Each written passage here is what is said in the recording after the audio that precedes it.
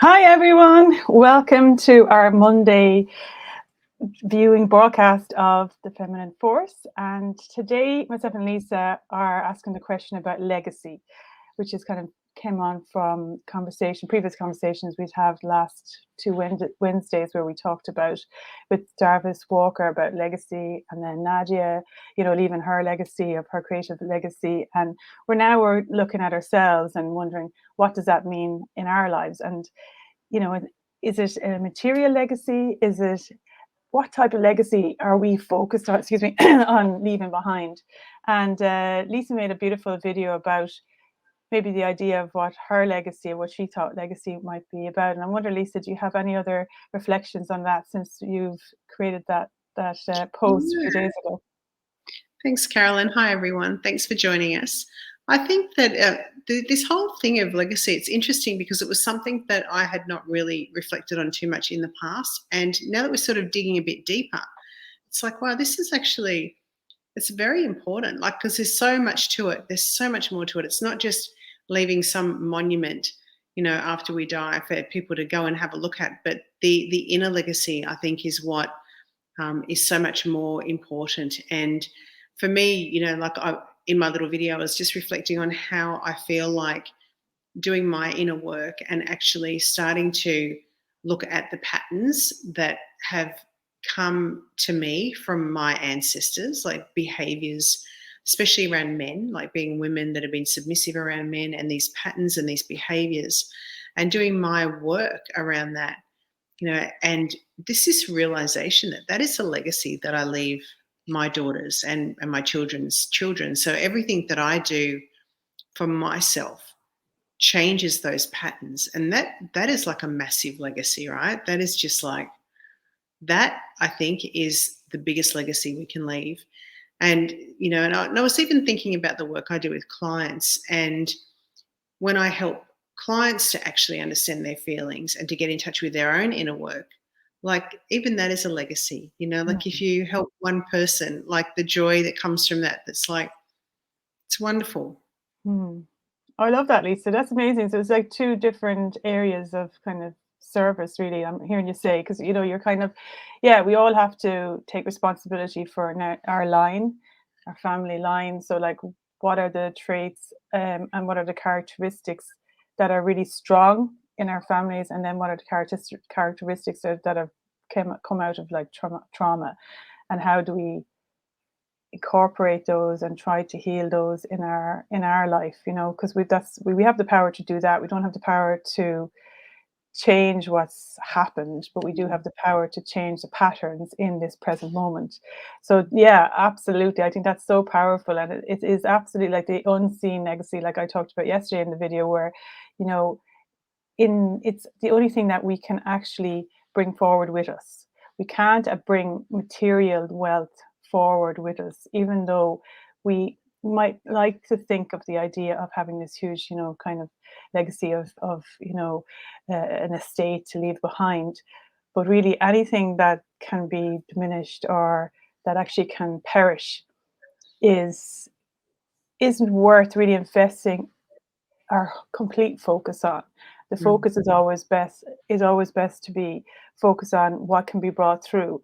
So what can be brought through into generations to come, as they say, your life is unfolded in the next 7 generations, is exactly what you're talking about. So how do I be true to myself? How can I bring out the gifts and talents that are unique to me, and also building on what was already built in my family, in their traits, and how they've overcome the struggle and overcome the trauma and overcome all that adversity that every generation has to overcome.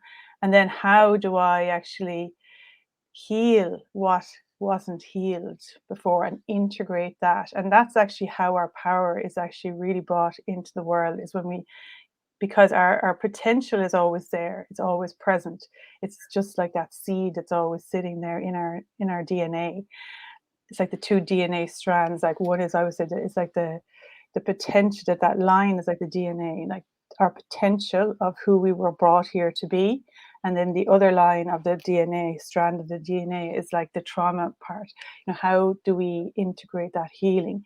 And that's also our purpose. Our purpose is to do both. So the more we heal, the more we can become this true sense of ourselves in this time. So that's when we're talking about destiny, then you're destined to become this, specifically designed human being for this moment in time. So that's really our legacy, to kind of, if we focus on that, yes, material wealth may come from that, and we will become influential, in, like you say, in our communities or people that we serve or whatever we do, whether it doesn't have to be like a huge I suppose, wealth in the world. It can be, it can be just like, how do you affect your community with the voluntary work you do, or just how you show up with people and how you kind of brighten other people's lives through the person that you are day to day, so it doesn't have to be massive.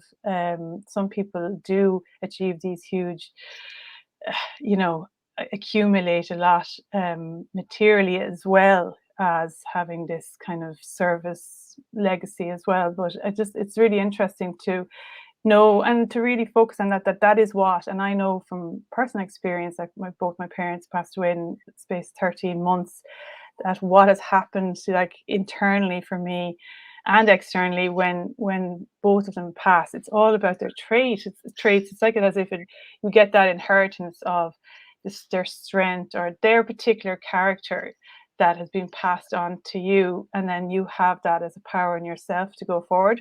But there's also that healing aspect that is always passed on as well.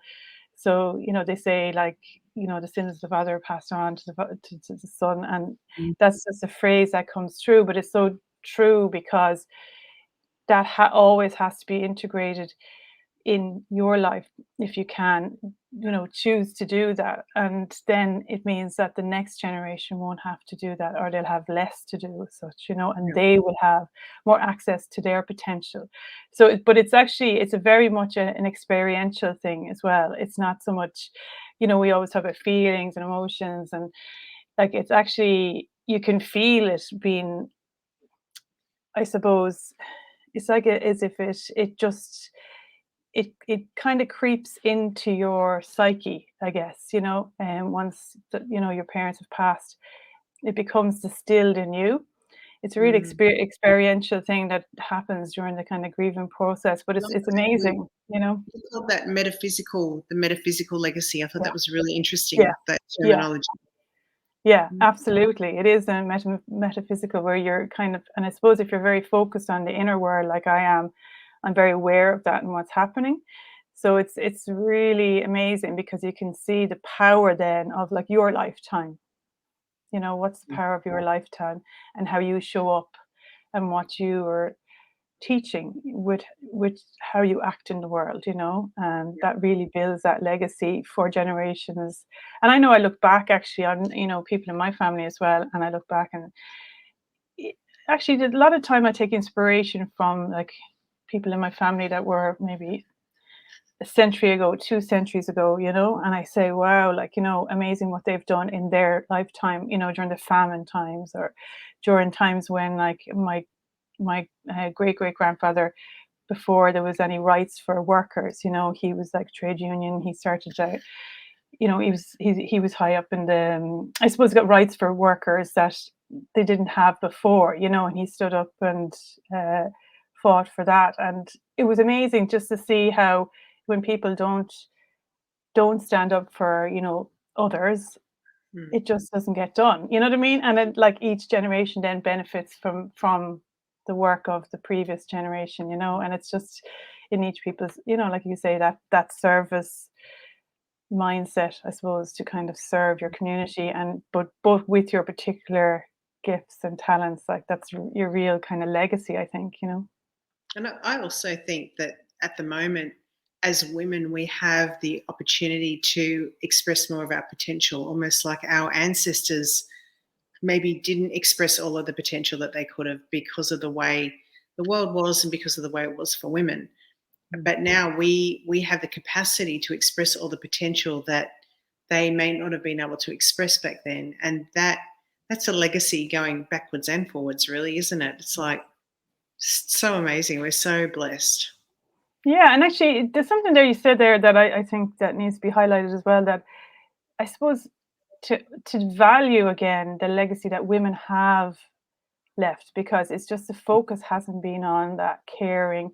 Even if you don't like taking the focus away from, like, I think our society is built on this idea of wealth as being the money, everything's built on, how much money you have, like that's the king at the moment. But really, if you look at what women have done throughout the centuries, like the care and the commitment and the I suppose the protection and just laying down their lives for their families, all those generations past, like, is a huge legacy. It's absolutely a massive legacy. And I suppose, like, I have a form of a commodities, and I talk about the stock exchange and everything, and you hear this, and I just have to laugh sometimes because I just think to myself, like, the world would kind of crumble if we didn't care.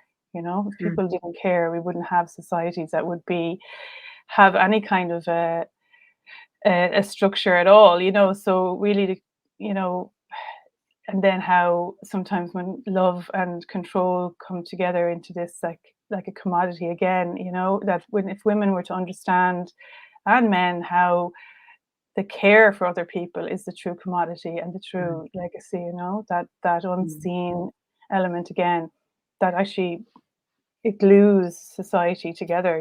It's the glue, it's the cogs, like the we're saying, the oil and the cogs, that keep things running. Yeah, And without that, the whole thing would just come to a standstill. It would just rust and it would just decay. yeah, that's beautiful. That's really lovely. I would like to invite our viewers to really consider their own legacy. I think, like after this, you and I have been talking about it and really contemplated what it means, like what sort of legacy we would like to leave, and how that is the expression of our unique selves in the world. And thinking about my legacy really helped me work backwards as well. Like, if these are the impact that I'd like to make, or the influence that I make, it's very much easier to work yourself back from there, as Hmm. to what I need to be doing today to start Hmm. creating that legacy. So I'd really love to invite our viewers to have a think about that, like just to contemplate it, active contemplation. What is your legacy? What is it that's important to you? How can you leave a legacy for your children? How did your ancestors leave their legacy for you? Yeah, that's an amazing question. Yeah, because it does kind of unlock. Sometimes you have to take that flight, from your future back to your childhood, and it kind of helps you see that vein of, what's Mm, true for yourself and what's important in your values and what you want to bring forward. Yeah, so that's an amazing question to ask. And yeah, any comments? And we'd love to carry on the conversation if anybody wants to post any comments in the post below. And yeah, we'll see you back on Wednesday. If you want to, do you want to share anything else, Lisa, before we go? No, that's all. Thank you for joining us, everyone. Thank you. See you all again Thanks, soon. Bye. everyone.